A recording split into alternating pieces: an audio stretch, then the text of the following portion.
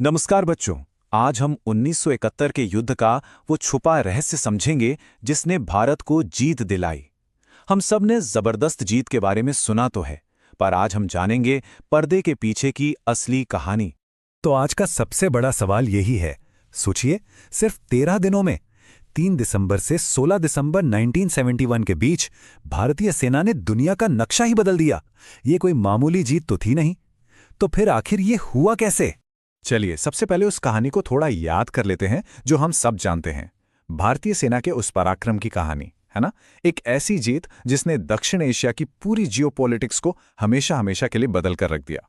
16 दिसंबर 1971 ये वो ऐतिहासिक दिन था जब पाकिस्तानी सेना के 93,000 सैनिकों ने भारतीय सेना के सामने सरेंडर कर दिया था।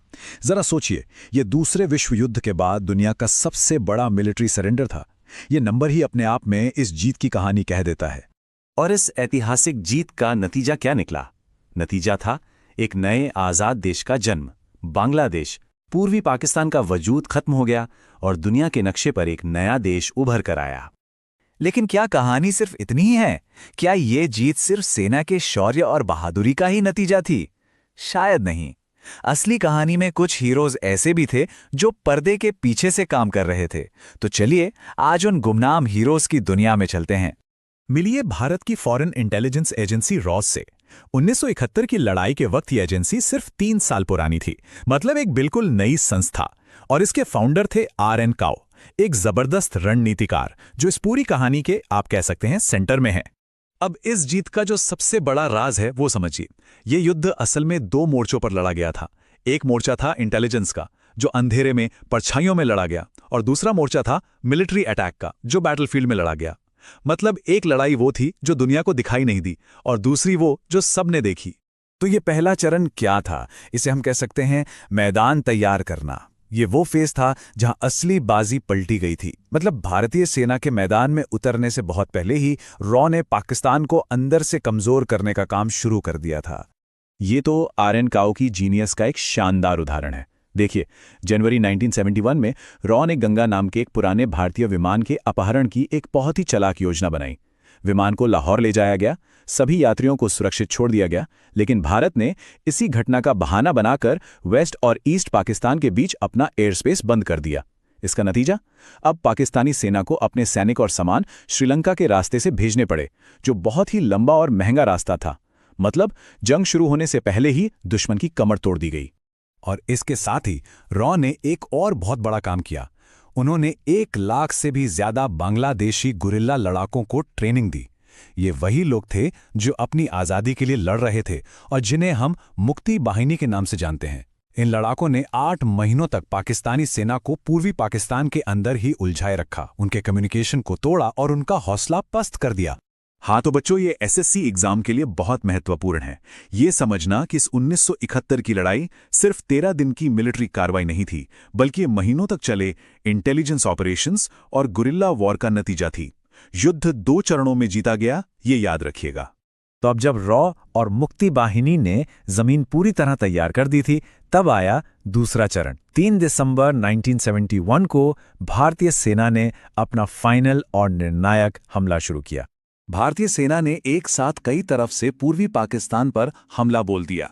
ये एक ब्लिट्जक्रीग था, मतलब बिजली की तेजी से किया गया एक तूफानी हमला। और ये रणनीति इसलिए इतनी कामयाब हुई क्योंकि मुक्ति बाहिनी ने अंदर से पाकिस्तानी सेना को पहले ही खोखला कर दिया था, और रॉ उन्हें हर कदम पर एकदम सटीक जानकारी दे रही थी। तो अब आते हैं सबसे बड़े सवाल पर।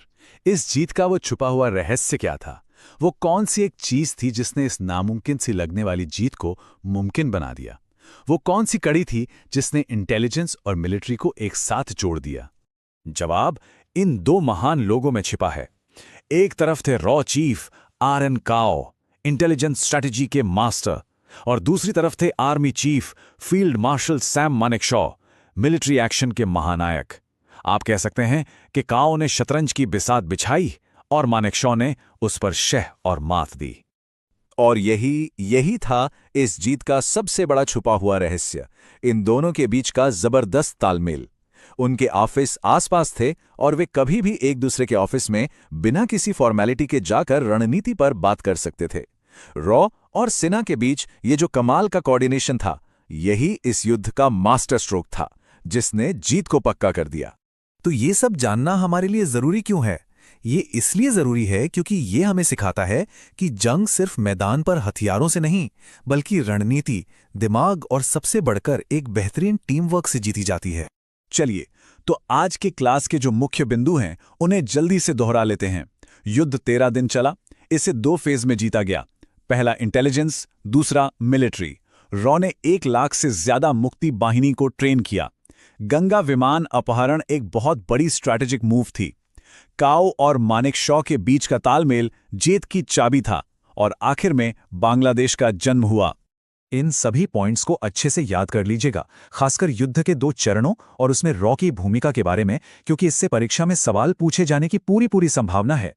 उम्मीद है आज की इस जानकारी से आपको कुछ नया सीखने को मिला होगा। अगर आपको ये क्लास पसंद आई हो तो SSC foundation with Monica channel को जरूर सब्सक्राइब करें, ताकि आप कोई भी जरूर